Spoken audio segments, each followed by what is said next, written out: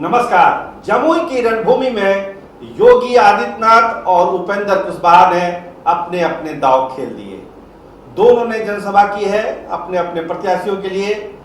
रासपा के प्रमुख उपेंद्र कुशवाहा ने अजय प्रताप के लिए और योगी आदित्यनाथ ने श्रेयसी सिंह के लिए।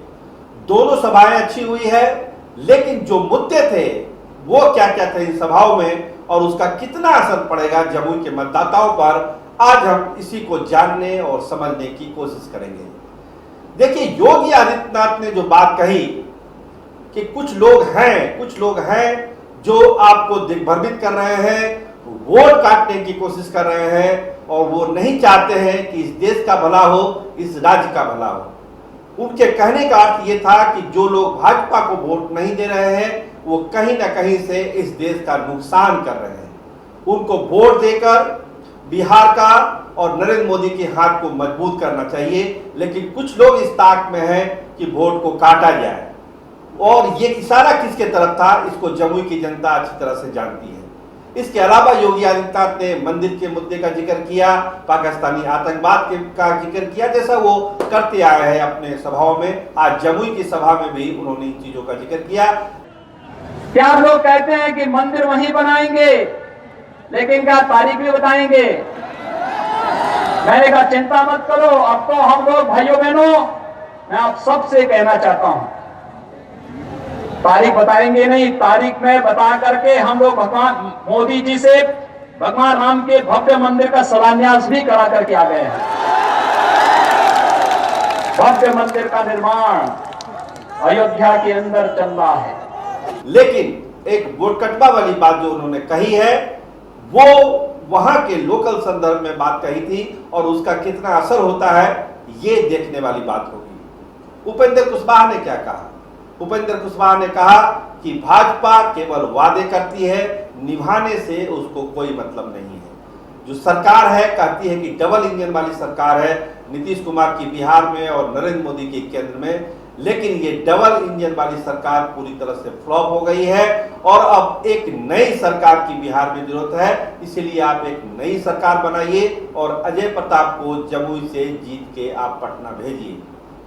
नरेंद्र सिंह ने भी अपनी बात कही। उन्होंने कहा कि देखिए, ये अपमान का बदला लेने की लड़ाई है और हम जो अपमान हुआ है जमुई का, हम उसके बदले के लिए इस चुनाव में हैं और जरूर जमुई की जनता आशीर्वाद देगी अजय प्रताप को। हम एक ही अपील करते हैं कि अजय या मैं उसका पिता या उसका भाई हर क्षण जीवन के अंतिम सांस तक आपकी धरती की सेवा में हम समर्पित हैं। यहाँ हिंदू मुसलमान आपस में सब भाई भाई मिलकर, कोई फॉरवर्ड बैकवर्ड नहीं, कोई दलित ब्राह्मण का झगड़ा नहीं, एक सामाजिक सौहार्द के तरह यहाँ जमुई को विकास के ऊंचाई पर ले जाना है। हमने यहाँ मेडिकल कॉलेज लाया, हमने इंजीनियरिंग कॉलेज लाया, हमने पॉलिटेक्निक लाया। कोई गांव सड़क नहीं बची, कोई नदी नाले नहीं बचे जहाँ पुल नहीं बन गए।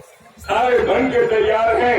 जो काम होना था 5 वर्ष में नहीं हुआ और फिर आपकी तकदीर को, आपकी जुबान को काटने के लिए एक बच्ची को यहाँ लाकर खड़ा किया और जो 5 साल रहा कभी आपको उलझ के नहीं देखा। और अजय प्रताप जीता रहा तब, हारा रहा तब, हर सुख दुख में, गांव गांव में, घर घर में, शादी में, ब्याह में, मरने में, जीने में।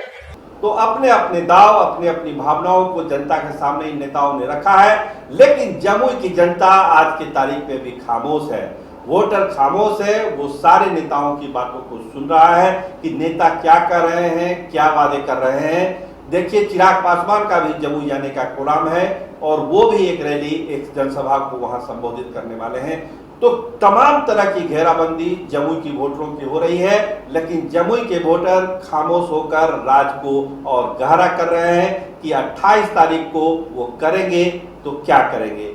तो अलग अलग सभाएं हुई है, आपने जैसा कि देखा इस प्रोग्राम में कि अलग अलग सभाएं हुई है, योगी आदित्यनाथ की भी और रासपा प्रमुख उपेंद्र कुशवाहा की भी। आप भी महसूस कर रहे होंगे कि नेताओं में कितनी बेचैनी है और वोटरों को प्रभावित करने के लिए वो क्या क्या कर रहे हैं। तो चुनावी चाल में आज इतना ही, फिर हम मिलेंगे नए प्रोग्राम के साथ। कैमरामैन राहुल लाल के साथ मैं सरोज सिंह, धन्यवाद, नमस्कार।